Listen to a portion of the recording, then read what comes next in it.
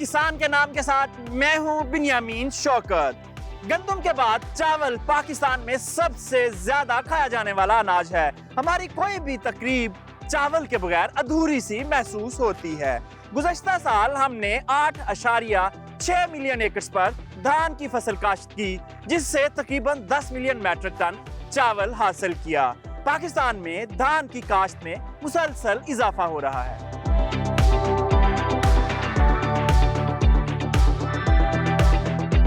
हमारे मेहनती किसान चावल की पैदावार से मुल्क की मईशत को मजबूत बनाने में अहम किरदार अदा कर रहे हैं। हमने गुज़श्ता साल 2 अरब अमरीकी डॉलर से जायद के चावल एक्सपोर्ट किए। हमारे चावल में मुख्तलिफ इक़साम की फफूंदी से पैदा होने वाली बीमारियों के बायस एक्सपोर्ट कम है।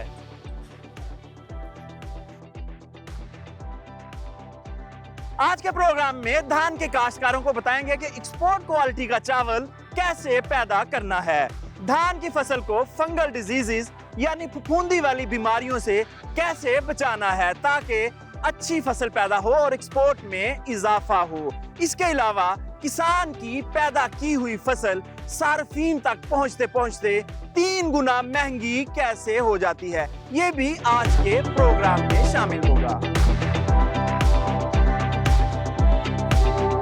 पाकिस्तानी चावल अपनी मुनफरिद खुशबू, रंगत, जायके और लंबाई की वजह से दुनिया भर में पसंद किया जाता है।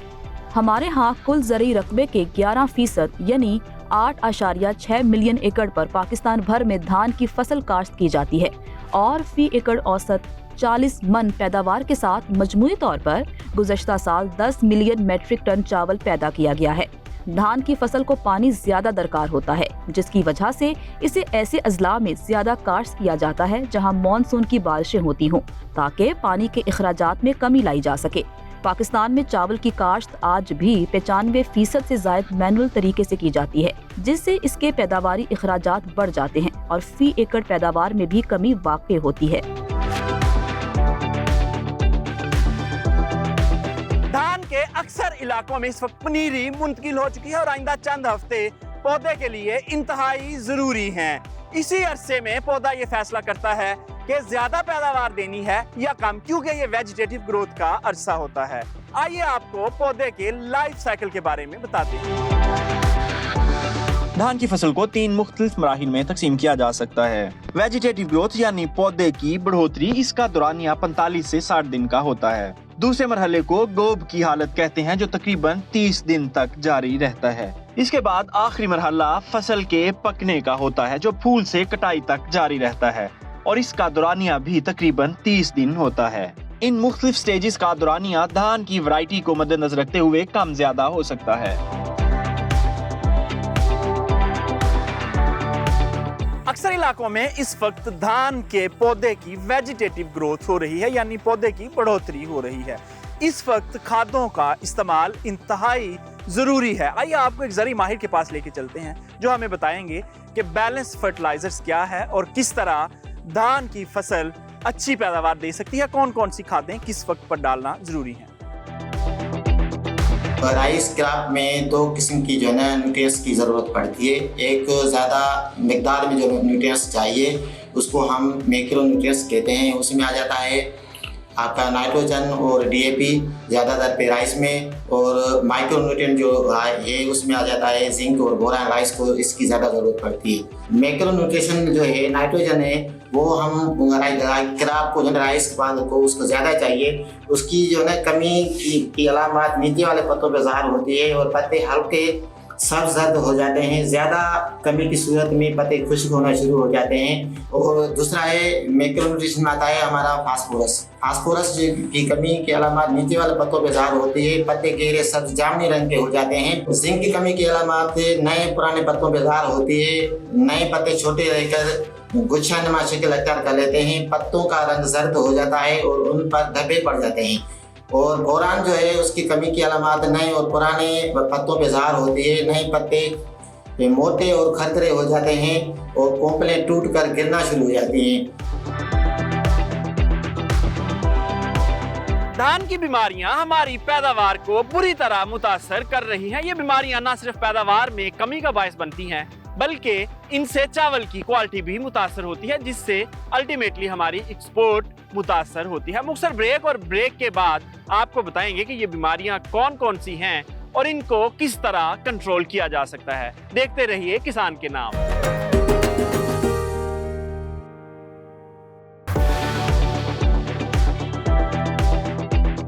Welcome back. धान में फफूंदी से पैदा होने वाली बीमारियां इतनी खतरनाक हैं कि ये पैदावार में 50% तक कमी का बायस बनती हैं।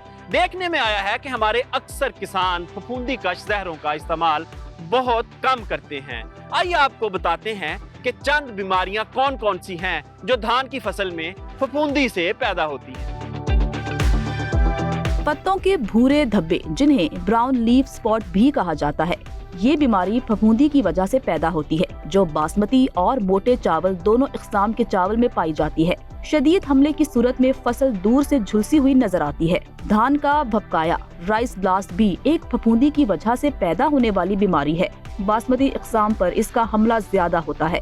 इसका हमला पत्तों, गांठों, मौजर की गर्दन और मोंजर पर होता है। जिस जमीनों में पानी खड़ा रहने की सलाहियत मौजूद ना हो, वहाँ इसका हमला शदीद होता है। गर्म और खुश्क मौसम में ये बीमारी शिद्दत इख्तियार कर जाती है। पत्तों पर आंख नुमा धब्बे जाहिर होते हैं। इस बीमारी को भी बरवक्त कंट्रोल न किया जाए तो फसल तबाह हो सकती है। पत्तों का गुलाफी झुलसाव भी धान की एक खतरनाक बीमारी है। इस बीमारी में पत्तों पर गहरे झुलसाव के निशान जाहिर होते हैं। ज्यादा नमी और दर्जे हरारत की वजह से इसका हमला शिद्दत इख्तियार कर जाता है। इस बीमारी का हमला आम तौर पर चावल की मोटी इक़साम पर ज्यादा होता है।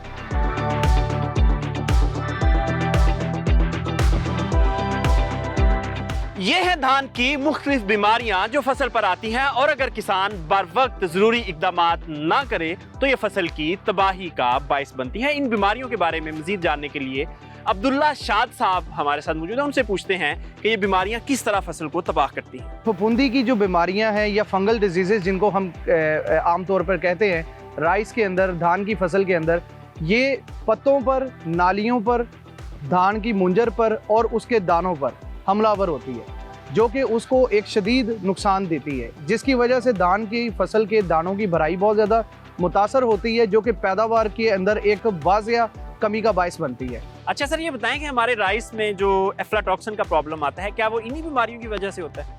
जी बिल्कुल, इसमें धान की फसल के अंदर जो एफ्लाटॉक्सिन का प्रॉब्लम है वो इन बीमारियों की वजह से पैदा होता है, जो कि बाद में हमारी एक्सपोर्ट को बहुत ज़्यादा मुतासर करता है।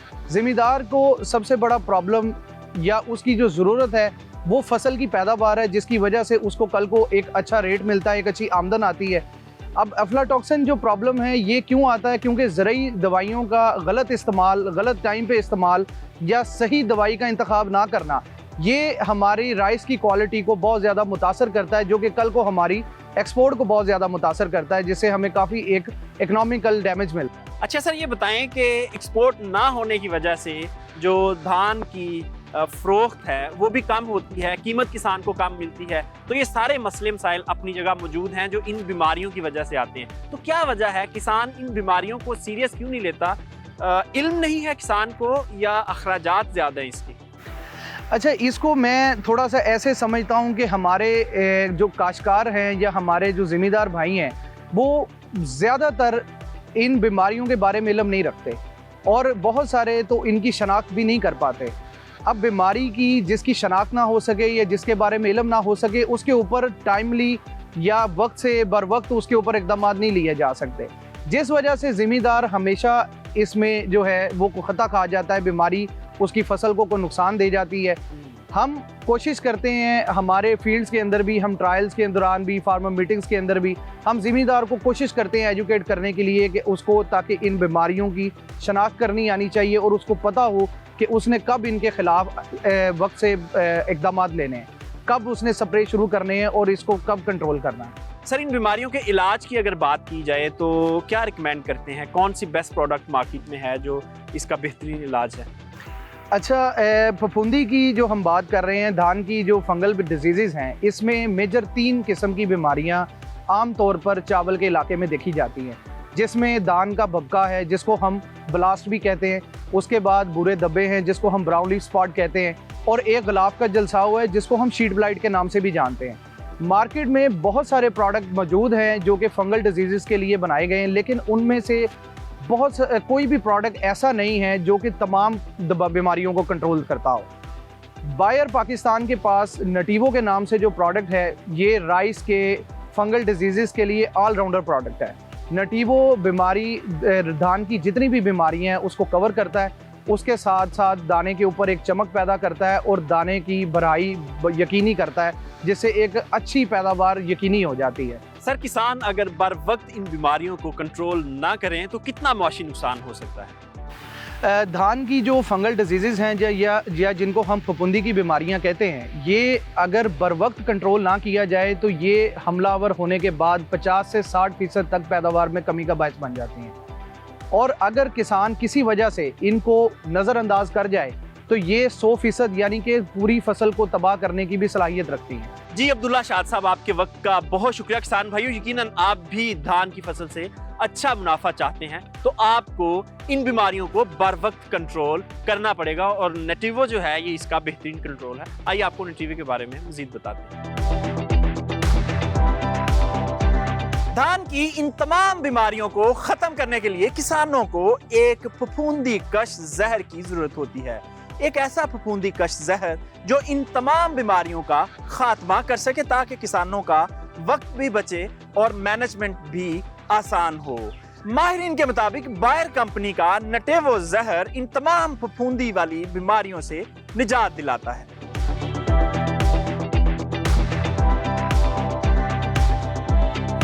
हमारे साथ इस वक्त धान की बीमारियों के माहिर मोहम्मद अवैस मौजूद हैं। उनसे पूछते हैं कि नटीवो किस तरह काम करती है। जी सर, फरमाइएगा। मैं आपको नटीवो के बारे में थोड़ा सा बता दूं कि नटीवो जो है 2 सरायत पजीर जहरों का मुरक्कब है। जब हम इसको स्प्रे करते हैं तो ये पत्तों के ज़रिए पौधे में दाखिल होती है और पूरे पौधे में फैल जाती है ये। इसके बाद इसने पहला जो एक इसका जहर है उसने क्या करना है कि जाके फंगस की बढ़ोतरी को रोकना है, और दूसरा जो जहर है उसने क्या करना है कि उसके अमले तनफ़्फ़ुस को रोक देती है। इसके ऐसा करने से फंगस का मुकम्मल खात्मा हो जाता है पौधे से। अच्छा, ये बताएं कि इसका असर कितनी देर तक रहता है? अच्छा, जब हम नटीवो का स्प्रे करते हैं उस दिन से लेके 15 दिन तक नटीवो का आमतौर पे असर रहता है, अगर हम इसको हिफाजती करें तो। अगर बीमारी आई हुई हो तो फिर हम इसको कम से कम 7 दिन का वक्फा डालते हैं, क्योंकि बीमारी चूंकि पहले आ चुकी होती है तो उसको मौसर कंट्रोल लेने के लिए 7 दिन बाद इसका रिपीट करना ज़रूरी है। अच्छा सर, ये बताएं कि जो बाकी मार्केट में जहरें मौजूद हैं, नटीवो उससे मुनफरिद किस तरह है? अच्छा, अगर हम नटीवो का दूसरी मार्केट के जो दूसरे अद्वियात हैं उनसे देखें तो नटीवो एक ऐसा केमिकल है जो तमाम बीमारियां जो फफूंदी से रिलेटेड हैं, जिनमें बूरे धब्बे आता है, बबका ब्लास्ट आता है और जो गुलाफ का जलसा हो, बहुत सारी जो अद्वियात हैं वो इन तमाम जो बीमारियां इनको कंट्रोल नहीं करती। नटीवो ऐसा फफूंदी का जहर है जो तमाम फफूंदी का जो ये तीनों मैंने आपको बताई हैं, ये तमाम बीमारियों को कंट्रोल भी करता है, और उससे जो इसका जो अगला फ़ायदा है, ये इससे नटीवो इस्तेमाल करने से दाने पे चमक आता है, ठीक है, बीमारियों का कंट्रोल होता है और फसल पे हरियाली भी आएगी, ठीक है। उसके साथ दाने की जो भराई है, जिसको हम कहते हैं फिलिंग दाने की, वो अच्छी होती है कि जब इसकी क्वालिटी अच्छी होगी, दाना चमकदार भी होगा, फिलिंग भी इसकी अच्छी होगी, तो इससे पैदावार 5 से 6 मन तक इसका इजाफा होगा। और दूसरा इसका बेनिफिट ये होगा कि जब ये दाना हम राइस मिल पे जाता है तो इसकी ब्रेकेज कम होती है, जो राइस मिल वाला है इसका रेट ज़्यादा लगाता है। यानी हम कह सकते हैं कि ये फफूंदी कश जहर के साथ साथ मल्टी न्यूट्रिएंट्स भी है? नहीं, ये मल्टी न्यूट्रिएंट नहीं है, बेसिकली ये दाने को हिफाजत देता है। जब दाने की फफूंदी से जितने भी बीमारी हैं, जब हम फफूंदी की बीमारियों से पौधे को हिफाजत मिलती है तो दाने की भराई अच्छी होती है। सर, इस जहर के इस्तेमाल से किसानों को कितना फाइनेंशियल बेनिफिट हो सकता है? अच्छा, नटीवो के इस्तेमाल से जो किसान भाई हैं इनकी पैदावार 5 से 6 मन बढ़ जाएगी पर एकड़। अच्छा, दूसरा जब इसका रेट लगेगा वो मार्केट में हमेशा इसका रेट चमकदार होने की वजह से रेट अच्छा लगता है मार्केट में उसका, जिससे ज़मींदार को अच्छा खासा बेनिफिट मिलता है उसका ना, कि आप देखें 5-6 मन उसका बेनिफिट है, प्रोडक्शन का बेनिफिट है। दूसरा इसको बेनिफिट जो है वो इसकी क्वालिटी की वजह से इसका रेट ज़्यादा होने का बेनिफिट है कि उसको रेट अच्छा मिल जाता है। सर अक्सर देखा गया है कि किसान जो फफूंदी से पैदा होने वाली बीमारियां हैं उनको इग्नोर कर देता है, जिसकी वजह से ऑब्वियसली उसकी जो प्रोडक्ट है उसकी क्वालिटी नहीं बन पाती। इसकी क्या वजह है? किसान को मालूम नहीं है या अखराजात से डरता है? हमारे फार्मर्स को पता नहीं है कि उन्हें स्प्रे का राइट टाइम क्या है। मोस्टली उस वक्त स्प्रे कर रहे होते हैं जब बीमारी आ चुकी होती है। लेकिन इसका जो बेहतरीन तरीका ये है कि फंगस जो फफूंदी के बीमारियां जो वो हमेशा तब जाहिर होती हैं जब वो पिछले 5-6 दिन से वो उसका प्रोसेस चल रहा होता है। जब उसकी अलामात ज़ाहिर होती हैं तब जाके किसान जो है ना इस पर स्प्रे करता है। उस टाइम तक काफ़ी नुकसान हो चुका होता है। इसलिए ज़रूरी है कि इसको हमेशा हिफाजी स्प्रे पे लेके जाया जाए। जो आम तौर पे फसल की बासमती वैरायटीज़ में 50 से 55 दिन बाद इसकी गोब की हालत में आ जाती हैं, उस वक्त हम पहली स्प्रे इसकी कर देनी चाहिए। दूसरी स्प्रे 15 दिन के वक्फे के बाद दूसरी दफ़ा कर देनी चाहिए। ये इसका राइट टाइम है। जी अवैस साहब, आपके वक्त का बहुत शुक्रिया। किसान भाइयों, जब तक सही प्रोडक्ट सही वक्त पर इस्तेमाल नहीं करेंगे तब तक बेहतर रिजल्ट नहीं आ सकते। आइए आपको दिखाते हैं कि नटीवो का इस्तेमाल कैसे करना है। किसान भाइयों, ज़रूरी जहर इस्तेमाल करते वक्त सबसे पहले अपनी सेफ्टी का ख्याल रखें। आइए आपको बताते हैं कि जहर के इस्तेमाल से कबल आपको क्या क्या एहतियाती तदाबीर इख्तियार करनी चाहिए। सबसे पहले हिफाजती लिबास यानी ओवरकोट पहने ताकि आपका जिस्म जहर से महफूज रहे। चेहरे पर मास्क लगाएं ताकि आपका मुंह और नाक जहर के असरात से महफूज रहे। ऐनक पहनना भी जरूरी है ताकि आंखें भी जहर के असरात से महफूज रहें। प्लास्टिक के बने हुए लॉन्ग शूज पहनिए ताकि आपके पाँव भी जहर के मुज़र असरात से महफूज रहें। खास किस्म की प्लास्टिक से बने हुए दस्ताने पहने ताकि आपके हाथ भी जहर के असरात से महफूज रहें। जी किसान भाइयों, ये है बेहतरीन तरीका जिससे आप बाहिफाजत स्प्रे कर सकते हैं। आइए अब आपको बताते हैं कि नटीवो को तैयार कैसे करना है। सबसे पहले खाली बर्तन में 1 लीटर पानी डालें। नटीवो जहर 65 ग्राम 1 एकड़ के लिए रिकमेंड किया जाता है। इसको खोलें और इस पानी में डालकर अच्छी तरह मिक्स कर दें। खाली पैकेट में थोड़ा पानी डालें, अच्छी तरह हिलाएं और ये पानी वापस बोतल में डाल दें और खाली पैकेट को जमीन में दबा दें। नटीवो जहर को पानी में अच्छी तरह मिक्स करें और ये पानी स्प्रे वाली टैंकी में डाल दें। फी एकड़ 20 लीटर पानी वाली 5 टैंकियां रिकमेंड की जाती हैं, यानी 100 लीटर पानी। हमारे पास तैयार शुदा महलूल 1000 मिलीलीटर है और फी टैंकी 200 मिलीलीटर महलूल डाल दिया जाएगा। अब स्प्रे टैंक को पानी से अच्छी तरह भर लें। टैंकी पर ढक्कन लगाएं और इसे अच्छी तरह हिला लें ताकि जहर पानी में अच्छी तरह मिक्स हो जाए। लें जी, धान की फंगस की बीमारियां खत्म करने के लिए नटीवो का बेहतरीन स्प्रे तैयार हो चुका है। अभी आपको बताते हैं कि ये स्प्रे इस्तेमाल कैसे करना है। तेज हवा और हवा की मुखालिफ सिमत स्प्रे ना करें। स्प्रे हमेशा सुबह या शाम के औकात में करें। सख्त धूप में स्प्रे करने से इसका असर ज़ायल हो जाता है। गुज़श्ता साल 3000 रुपए फी मन किसान से खरीदी गई धान का तैयार किया गया चावल आज मार्केट में 15,000 रुपए मन के हिसाब से फरोख्त हो रहा है। ना तो सार्फिन को सस्ता चावल नसीब हुआ और ना ही किसानों को धान की अच्छी कीमत मिली। तो इतना मुनाफा कौन खा रहा है? प्राइस मैकेनिज्म क्या है धान का? मुख्तसर ब्रेक और ब्रेक के बाद आपको इसके बारे में हकायक बताएंगे।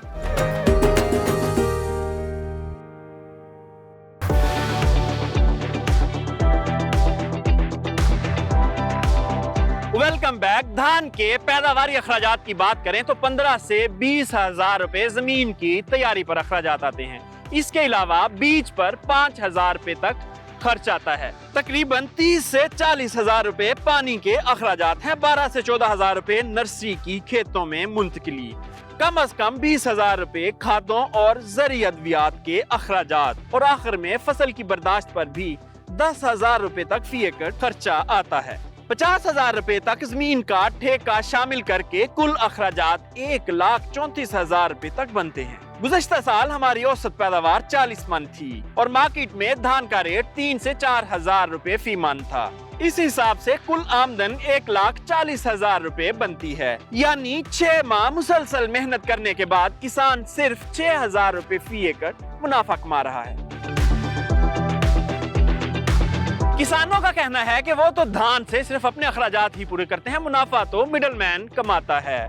किसान से खरीदा गया चावल 4,000 रुपए फी मन होता है और जब मार्केट तक पहुंचता है तो सार्फिन इसका 15,000 रुपए फी मन अदा करते हैं। इक़्तिदार के ईवानों में बैठे हुए जुम्मेदारान से एक सवाल कि इतना ज्यादा मुनाफा कौन कमाता है और उसे कंट्रोल क्यों नहीं किया जा रहा। पाकिस्तान में सार्फिन को तो चावल अच्छा खासा महंगा मिलता है, मगर यह हकीकत है कि किसान से धान इंतहाई सस्ते दामों खरीदी जाती है। इस वक्त हमारे साथ एक धान के काश्तकार मोहम्मद नदीम मौजूद है, उनसे पूछते हैं कि क्या अखराजात आते हैं और क्या कमाते हैं इसमें से। अस्सलाम वालेकुम। नदीम साहब बताइए, आपने पिछले साल कितने एकड़ लगाई थी मूंगी? जी मैंने पिछले साल 70 एकड़ पर धान की फसल काश्त की थी और हमें जो रेट मिला वो तकरीबन 4,000 रुपये पर मन मिला, लेकिन हमारे अखराजात बहुत ज़्यादा हैं तो इस हिसाब से हमें कम से कम 6,000 रुपये पर मन रेट मिलना चाहिए। अच्छा, 6,000 मिलेगा तब आप उसमें से कोई प्रॉफिट कमाएंगे? जी, तब हमें थोड़ा बहुत जो है ना मुनाफा होगा। अच्छा नदीम साहब, फी एकड़ अखराजात की बात करें तो कितने अखराजात आए हैं आपके इस साल? तकरीबन 1,50,000 रुपये खर्चा आता है 1 एकड़ पे। जी शुक्रिया नदीम साहब। आइए आपको पाकिस्तान भर के किसानों की आवाज़ सुनाते हैं कि वो धान की कीमत के बारे में क्या कहते हैं। जी बिल्कुल, अपना इंडिया ने ऐसा किया है कि अपनी एक्सपोर्ट पे पाबंदी लगा दी है, जिसकी वजह से पाकिस्तान पे सारा प्रेशर आ रहा है और चावल की कीमत बढ़ने का बहुत ज़्यादा चांस है। इस वक्त पाकिस्तान में चावल की काश्त हो चुकी है और इंशाल्लाह अगले माह अगस्त में फसल भी आ जाएगी। पाकिस्तान में 2 मेन फसलें ज़्यादा चलती हैं, एक सुपरी की और कायनात सुपर की। उम्मीद करते हैं कि आगे इससे भी ज़्यादा रेट होगा इंशाल्लाह, फिर ही ज़िम्मेदार को फ़ायदा होगा, क्योंकि एक बिजली की बहुत ज़्यादा खपत है, बिल बहुत ज़्यादा आ रहे हैं, खाद का बहुत ज़्यादा रेट हो गया है। उसका अगर देखा जाए सारा खर्चा उसको में डाला जाए तो तकरीबन मेरा तो ख्याल है 7,000 तो निकलना चाहिए, फिर ही ज़िम्मेदार को फ़ायदा है। यहाँ हमारे ज़मीनों पर जो है वो गार्ड 50 भी हम लगाते हैं और मोनिका है वो भी लगाते हैं। सारे ये हाइब्रिड बीज है, वो बहुत सारे इकसाम है इसकी बहुत अच्छी जो है ना वो औसत रहता है और तकरीबन 70 से 75 मन भी वो जो है औसत रहता है। किसान को तो बेनिफिट बेचारे को बहुत ही कम मिलता है। रेट शुरू में पिछले साल कम थे, फिर एकदम जो रेट बढ़े उससे बेचारे मैंने कहा था किसान को इतना बेनिफिट नहीं हुआ होगा। अब इस साल इंशाल्लाह किसानों को भी बेनिफिट मिलेगा और गवर्नमेंट को भी चाहिए किसानों की थोड़ी हेल्प करे। इस साल जी मैं कनात ज़्यादा लाई है जी, तो 1692 में लाई है जी। चलो मेद है बेत के खर्चे अच्छा, खादा भी महंगिया ने, खर्चे भी महंगे, बिल महंगे ने जी, हर चीज़ ठेके भी बहुत ज़्यादा ने, तो मेद करने हैं बेत 6 से 7,000 में होए जी फी एकड़ फी मामला रेट, फिर ज़मींदार को कोई फ़ायदा होगा। इस पर हुकूमत को पॉलिसीज बनानी होगी, जो चावल बगैर ड्यूटीज़ के बाहर जा रहा है उसको रोकना होगा।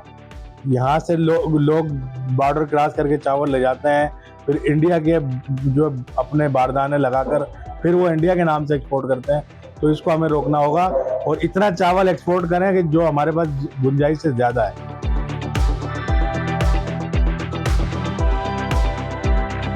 पाकिस्तान में हुकूमत की तरफ से धान की प्राइस मैकेनिज्म तय नहीं की गई। किसानों को डिमांड एंड सप्लाई, मार्केट और डीलर्स के रहमो करम पर छोड़ दिया गया। यही वजह है कि जब किसान के पास धान की फसल मौजूद होती है तो इसकी कीमत 3 से 4,000 रुपये होती है और जब यही फसल स्टॉक करने वालों के पास जाती है या सेल करने वालों के पास जाती है तो इसकी कीमत 15,000 रुपये तक चली जाती है। ऐसे इलाके जहां मुसलसल धान काश्त की जा रही है वहां पानी के खड़े रहने से जमीनें सख्त हो चुकी हैं और पैदावारी सलाहियत भी कम हो चुकी है। एक अहम सवाल कि धान की काश्त वाले इलाकों में रीजनरेटिव एग्रीकल्चर कैसे की जा सकती है ताकि जमीन की जरखेजी को बहाल किया जाए। आइए माहिरीन से जानते हैं। इस वक्त हमारे साथ रीजनरेटिव एग्रीकल्चर के माहिर तैमूर मलिक साहब मौजूद हैं, उनसे पूछते हैं कि चावल के काश्तकार किस तरह अपनी ज़मीन की ज़रखेज़ी को बढ़ा सकते हैं। अस्सलाम वालेकुम। वालेकुम सलाम। सर फरमाइएगा। चावल के जो काश्तकार हैं वो बहुत सारी ऐसी टेक्निक्स बना सकते हैं, अप्लाई कर सकते हैं जो कि ज़मीन की ज़रखेज़ी को बढ़ाएं और ये चंद टेक्निक्स हैं जो वो ख़ुद से भी कर सकते हैं। ऐसी नामियाती खादें वो तैयार कर सकते हैं जिसमें कुछ कंपोस्ट वो बना सकते हैं, वो ये कर सकते हैं कि कुछ बायोलॉजिकल इनोकुलेंट मिलते हैं माइक्रोबायोम को बेहतर बनाने वाले, और ये सब चीज़ें जब आप डालें डालेंगे सॉइल के अंदर तो ये सॉइल की जो फर्टिलिटी है उसको बहुत सिग्निफिकेंटली बढ़ाएंगे। इसी तरह मोरिंगा सोहांजना एक हमारे बर-ए-सग़ीर का बहुत मशहूर और मिराकुलस दरख्त है। उससे भी एक लीफ एक्सट्रैक्ट बनाया जा सकता है जो कि फार्मर्स अगर स्प्रे करें अपनी राइस की क्रॉप पर तो उन्हें बहुत बेहतर रिजल्ट भी देखने को मिलेगा, उनकी यील्ड भी बेहतर होगी। अच्छा सर, ये बताएं कि पाकिस्तान में ये चीज़ें अभी अवेलेबल नहीं हैं, बैरूनी ममालिक में तो तरक्की याफ्ता मुल्कों में ये अब आसानी से मिल जाती हैं, तो क्या वजह है पाकिस्तान में क्यों अवेलेबल नहीं है और कैसे अवेलेबल हो सकती है? एक तो मैं ये कहूँगा कि पिछले चंद सालों में कुछ प्रोडक्ट्स अवेलेबल होना शुरू हुए हैं जो कि बहुत अच्छी बात है, लेकिन अभी भी बहुत स्कोप है और प्रोडक्ट्स आने का।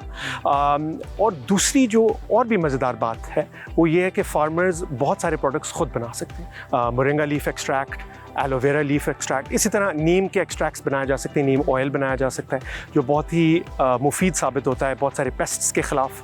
तो इस तरह की बहुत सारी चीज़ें हैं जो फार्मर्स खुद कर सकते हैं और करनी चाहिए। मैंने बहुत सारे रूरल एरियाज़ में गया हूँ, गाँव वगैरह में, वहाँ आपको बड़े बड़े फलंदरे नज़र आएंगे काऊ मैन्योर के जो ज़ाया हो रहे हैं, लोगों ने रोडों पर रखे हुए हैं। ऐसी शहरों में भी ऐसी है जो भैंस का लूनिया है जहाँ जहाँ वहाँ ढेर लगे हुए हैं और पानी में बहाते हैं, नाले भी बंद होते हैं। एग्जैक्टली अब उसको इस्तेमाल किया जाए, अगर आप उसको, एक तो तरीका है कि भी ज़मीन में डायरेक्टली डाल दें, लेकिन उससे भी बहुत बेहतर है अगर हर फार्मर के पास एक स्मॉल वर्मी कंपोस्ट यूनिट हो जिसमें वो चंद अर्थवर्म की स्पीसीज़ हैं, मसलन रेड रिगलेस हो गई यानी आइसिना फटीरिया, जिसको जब आप ये मन्योर खिलाते हैं गाय का गोबर तो वो भी उनको खा के अपनी गोबर बनाता है। लेकिन कहने को तो दोनों चीज़ें गोबर ही हैं, लेकिन वो जो वर्मी कंपोस्ट है यानी वर्म्स की मन्योर है, केचुओं की मन्योर, वो कई गुना ज़्यादा मुफीद साबित होती है सॉइल के लिए। सर ये फरमाएं कि हमारा किसान जो बहुत ज़्यादा पानी देता है चावल की फसल को, क्या ये इसकी ज़रूरत होती है या ये इजाफी है? मेरे नज़दीक पानी का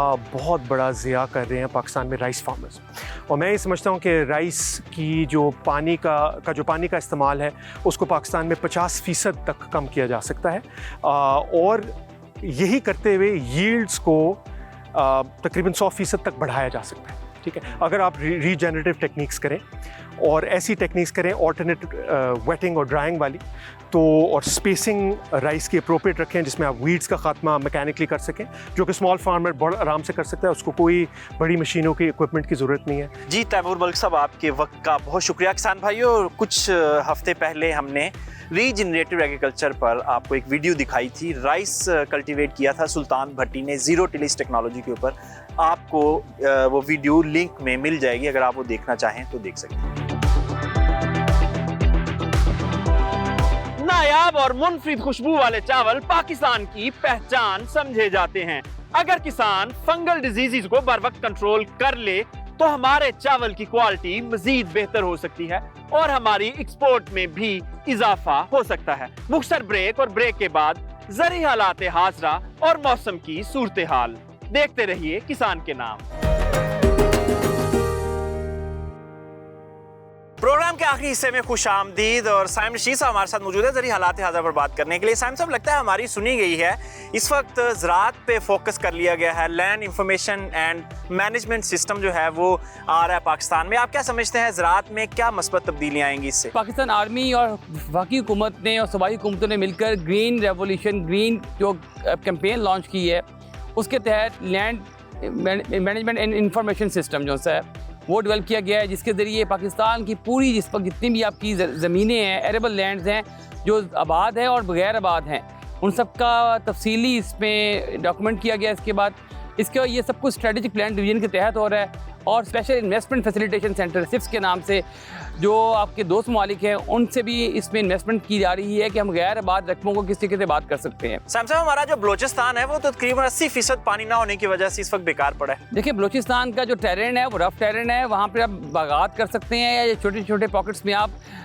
कर सकते हैं, फसलात कर सकते हैं। असल जो इशू था वो आपका जो पंजाब के अजला हैं, थल है, जिसे थल के अजला हैं, खुशाब, भक्कर, लिया, और इसके बाद चोलिस्तान का इलाका, सिंध का थर का इलाका है, यहाँ पर आप मॉडर्न इरिगेशन के ज़रिए, जिसको इसमें जो लैंड इंफॉर्मेशन मैनेजमेंट सिस्टम है इसके अंदर जो जोर दिया गया ग्रीन रेवोल्यूशन में कि मॉडर्न जदीद जो इरिगेशन है जिसके ज़रिए आपको सेंटर पिवट सिस्टम है उनको इंस्टॉलेशन से ज़मीन को सैराब किया जाएगा और पैदावार ली जाएगी। साइम साहब, ये जो सेंट्रल पिवट इरिगेशन सिस्टम है और स्प्रिंकल है और ड्रिप इरिगेशन सिस्टम है, ये तो ऑलरेडी थल में जो ऐसे इलाके हैं जहां हम खालों से पानी नहीं दे सकते, वहाँ ये सिस्टम लग रहे हैं, तो फिर इसमें नया क्या होगा? देखें, अगर आप इन सिस्टम्स को देखें, ये सिस्टम सालाना बुनियादों पर, अगर ड्रिप को देखा जाए 6 से 8 हज़ार एकड़ पर ड्रिप लग रही है। अगर आप देखें सेंटर पिवट देखें, वो भी 6 से 8 हज़ार एकड़ पर लग रहा है। मैस लेवल पर ये नहीं लग रहा। मैस लेवल से मुराद ये है कि आप आने वाले 5 सालों में 50 लाख एकड़ को कर दें, वो हुकूमती फंडिंग के बगैर मुमकिन नहीं था।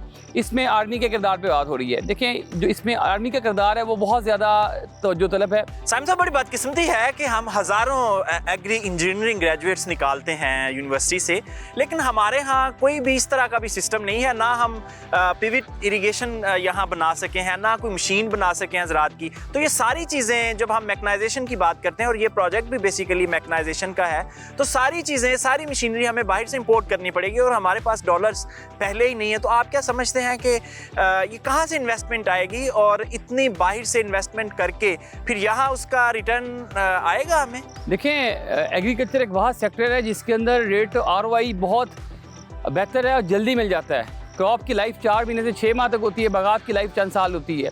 ये इंडस्ट्री की तरह नहीं है कि आपको बहुत सारा वक्त इंतजार करना पड़ेगा। इसमें इन्वेस्टमेंट तो आपको बाहर से दोस्त ममालिक फंडिंग कर रहे हैं, तो वो इन्वेस्टमेंट तो आपके पास आ जाएगी। असल मसला ये है कि उस इन्वेस्टमेंट का इस्तेमाल कैसे प्रॉपर होगा कि नहीं, इस पे आपको नजर रखनी पड़ेगी। साहब, हमारे पाक आर्मी के जो जवान हैं वो ज़राअत के एक्सपर्ट तो नहीं है, ज़राअत तो हमारे ज़रिए साइंसदानों ने ही करनी है, तो इसमें पाक फौज का क्या रोल होगा? देखिए, पाक फौज के पास पाकिस्तान इंजीनियरिंग कोर मौजूद है, जो कि बहुत ज़्यादा वेल डेवलप एक अदारा है, जिनके पास तमाम ज़रूरी वसाइल मौजूद हैं बंजर ज़मीनों को लैंड लेवल करने के लिए, आबाद करने के लिए। उनके पास टीम है, और मेरे ख्याल में इसमें कोई मुज़ायका नहीं है कि पाक फ़ौज इसमें ज़मीन की बहाली के मदद के प्रोसेस में हुकूमत पाकिस्तान की मदद करे। लेकिन ये बात ज़रूर इसमें क्वेश्चनेबल है कि क्या पाक फ़ौज का किरदार ज़मीन की बहाली तक रहेगा, या इसके बाद ये ज़मीन कहीं उनको ठेके पर तो नहीं दे दी जाएगी? क्या ये दोबारा इसी तरह तो नहीं होगा कि इस ज़मीनों के ऊपर पाक फ़ौज के जो से अफसरान हैं उनको लीज आउट कर दिया जाए? ये एक बहुत बड़ी ज़्यादती होगी। साइम साहब, पिछले प्रोग्राम में भी बात की थी कि कॉटन की जो कीमत है किसानों को 8,500 नहीं मिल रही।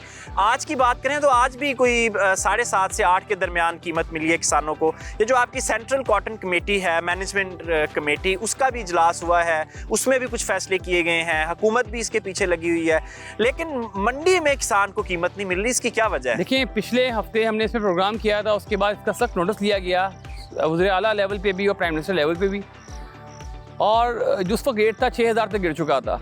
अब इस रेट में एक हफ्ते के दौरान तकरीबन 25 से 30% बेहतरी हुई है और रेट 7,500 से 8,000 तक जा रहा है। कमिश्नर मुल्तान डिवीज़न और जितने भी आपके साउथ पंजाब के कमिश्नर हैं, सेक्रेटरी एग्रीकल्चर पंजाब इफ्तिखार सऊद साहब और सेक्रेटरी एग्रीकल्चर साउथ पंजाब साकिर बिल अतील की ज़ेर सदारत यही मीटिंग हो रही है कि किस तरीके से हम मंडियों पे जो प्राइस का इशू है उसको सॉल्व कर सकते हैं। साइम साहब, आपको नहीं लगता कोई SOPs की कमी है, कोई मैनेजमेंट सिस्टम ठीक नहीं है? ऐसे तो किसानों के साथ ज्यादती हो सकती है, किसानों को ब्लैकमेल किया जा सकता है खेतों में।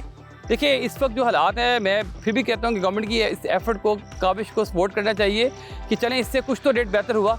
अगर स्पोर्ट प्राइस पे भी आपकी परचेज होती रहे तो जो फार्मर है, इस साल फसल बहुत अच्छी है, मौसम ने फेवर किया है, पिंक बॉल वर्म कंट्रोल में है, वाइट फ्लाई भी कंट्रोल में है, और पैदावार जो सी है, जो अच्छे फार्मर्स हैं उनकी अच्छी पैदावार आ रही है। आज मेरी सुबह मुल्तान मीटिंग थी सेक्रेटरी साउथ पंजाब से, उसमें उन्होंने 200 से ज़्यादा, तकरीबन 300 के लगभग जो मॉडल प्लाट्स लगाए हैं, उनके ऊपर उनको बड़ी अच्छी पिकिंग मिल रही है और दे आर एक्सपेक्टिंग कि वो 60 मन फी एकड़ तक पैदावार ले जाएंगे। साहब साहब, मौसम की सूरत हाल जानने के लिए असलम चौधरी साहब हमारे साथ मौजूद हैं, उनसे पूछते हैं कि आइंदा हफ्ता कहाँ कहाँ कितनी बारिश मतवक्के है। जी सर, फरमाइएगा। शुक्रिया बिन्यामीन। आने वाले वीक के दौरान मौसम की सूरत हाल इस तरह रहने का इम्कान है। ये मानसून का पीक सीज़न है जुलाई में, इसमें बारिशों का जैसे सिलसिला चल रहा है, अगले वीक के दौरान भी इस्लामाबाद और पोठोहार रीजन, लाहौर, गुजरांवाला, सियालकोट, इसमें अच्छी बारिश होगी और कहीं कहीं मूसलाधार बारिश का भी इम्कान है। साउथ पंजाब में हल्की से दरमियानी बारिश का इम्कान है। सिंध में अपर पार्ट्स जैसे सखर, खैरपुर और नवाबशाह और साउथ ईस्ट सिंध जिसमें थरपारकर, उमरकोट, डिप्लो वगैरह शामिल है, इनमें बारिश, दरमियानी बारिश हो सकती है। कराची में मौसम जुज़वी तौर अबर आलूद रहने का इम्कान है। बलूचिस्तान में अपर जैसे नॉर्थ ईस्ट बलूचिस्तान जिसमें नसीराबाद, बारखान, जलमक्सी, इन इलाकों में बारिश हो सकती है। केपी में, अपर केपी में जिसमें मालाकंड, पेशावर, चारसदा, मानसरा शामिल है, इनमें कई मूसलाधार बारिश का इम्कान है। गिलगित बल्तिस्तान और कश्मीर में अगले वीक के दौरान बारिश के चांसेस है और कहीं मूसलाधार बारिश हो सकती है। जी असलम साहब, ठीक है, ये बताइएगा कि अगले हफ्ते दर्जा हरारत कहाँ तक जाने के इम्कानात हैं? जी, आने वाले वीक के दौरान टेम्परेचर की सूरत हाल इस तरह रहने का इम्कान है। इस्लामाबाद में ज़्यादा से ज़्यादा 36 डिग्री सेंटीग्रेड, लाहौर में 38 डिग्री सेंटीग्रेड, कराची में 37 डिग्री सेंटीग्रेड, कोयटा में 38 डिग्री सेंटीग्रेड, पेशावर में 37 डिग्री सेंटीग्रेड, मुजफ्फराबाद में 34 डिग्री सेंटीग्रेड और गिलगित में मैक्सिमम टेम्परेचर 32 डिग्री सेंटीग्रेड तक रहने का इम्कान है। जी, इस हफ्ते भी पाकिस्तान भर में बारिशें मतवक्के हैं। असलम साहब, आपका बहुत शुक्रिया। साहब फरमाइएगा, ये बारिशें किस तरह ज़राअत को मुतासर कर सकती हैं? देखें, जो आपका इलाका है राइस का, शुगर केन का, उनके लिए तो बहुत बेहतर है। चराजात के लिए भी ये बारिशें बेहतर हैं। पानी की कमी थी, नहरें बंद थी, पानी कम था। अभी सैलाबी रैली आए हैं, लेकिन ये एक मुस्तकिल सूरत हाल नहीं है, तो उनके लिए तो बेहतर है। कॉटन के जो इलाके सैंडी लोम एरियाज़ हैं, वहाँ पर भी ये बेहतरी है। उधर पानी की कमी थी रेमजा खान साइड पे, लेकिन जो पक्के वटके रकबे हैं कॉटन के, उनमें ये बारिशें नुकसानदेह होंगी। अगर निकास ना किया गया तो आपकी विल्ट पैदा हो जाएगी और आपकी कपास जो है वो गल सकती है। साइम साहब, इस वक्त ज़्यादा बारिशों की वजह से अक्सर इलाकों में जो कपास है वो स्ट्रेस में जा रही है, तो किसान क्या ऐसा हल करें कि वो स्ट्रेस में ना जाए कपास? देखें, स्ट्रेस में से निकालने के लिए आपको दो चीज़ें रिक्वायर्ड हैं, एक पोटाश और एक आपको माइनो एसिड्स। तो जितने भी फार्मर हैं वो पोटाशियम नाइट्रेट अगर मिल जाए वो, नहीं तो पोटाशियम सल्फेट और अमाइनो एसिड का स्प्रे करवाएं। और सैम साहब, फी एकड़ क्या मिकदार होनी चाहिए अमाइनो एसिड्स की भी और पोटाश की भी? ज़्यादातर लिक्विड अमाइनो एसिड जो है वो 10% महलूल में मिलता है, तो इसकी जो सी अमाउंट है 400 से 500 ml फी एकड़ 100 लीटर पानी में। और अगर आपको पोटाशियम नाइट्रेट मिल जाए तो 1 किलोग्राम कॉटन पे स्प्रे करवाएं। अगर पोटाशियम नाइट्रेट नहीं मिलता तो 1 किलोग्राम पोटाशियम सल्फेट, उसके साथ 1 किलोग्राम यूरिया मिलाकर स्प्रे करवा लें। जी साइम साहब, आपके वक्त का बहुत शुक्रिया। इसके साथ ही प्रोग्राम का वक्त खत्म होता है। इजाज़त दीजिए, खुदा हाफिज़।